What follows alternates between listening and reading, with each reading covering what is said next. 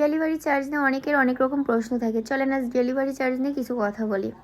কেকের delivery charge আর অন্যান্য প্রোডাক্টের ডেলিভারি চার্জ কখনোই সেম না। কারণ আপনার ঢাকা থেকে একটা প্রোডাক্ট চলে আসবে, অন্য প্রোডাক্ট চলে আসবে 150 টাকায় আপনার বাসা পর্যন্ত। কিন্তু যশোর থেকে আপনি যদি নাভারণ নেন, আপনার 150 টাকাও চলে যেতে পারে ডেলিভারি চার্জ। আপনি যদি যশোর থেকে ঝিকরগাছা নেন, তাও আপনার 180 টাকা চলে যেতে পারে। এটা আমি কথার কথা বলতেছি, এটা সঠিক ডেলিভারি চার্জ না, এমন চলে যাবে। এখন কথা হলো, কেন ডেলিভারি চার্জ এত বেশি হয় যশোরের ভিতরে হওয়ার পরেও?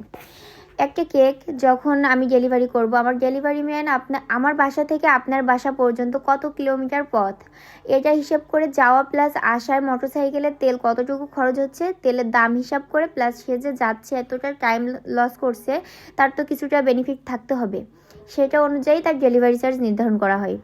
এখন কেকটা হলো সেনসিটিভ জিনিস, এটা ডেলিভারি করা খুবই মানে এটা শুধুমাত্র আপনার কেকটা নিয়ে আমার ডেলিভারি ম্যান আপনার বাসায় যাবে, আপনার কেকটা দিয়ে সে ফাওয়াই ব্যাক করবে, তাহলে তো তার যাওয়া আসার খরচটা সে নিবে, এটাই স্বাভাবিক।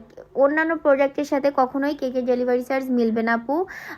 আপু বা ভাইয়া সবাইকে বলতেছি। এই জন্য আপনাদেরকে আসলে কথাটা আমি বলতে বলতে আমি নিজেও ক্লান্ত হয়ে গেছি।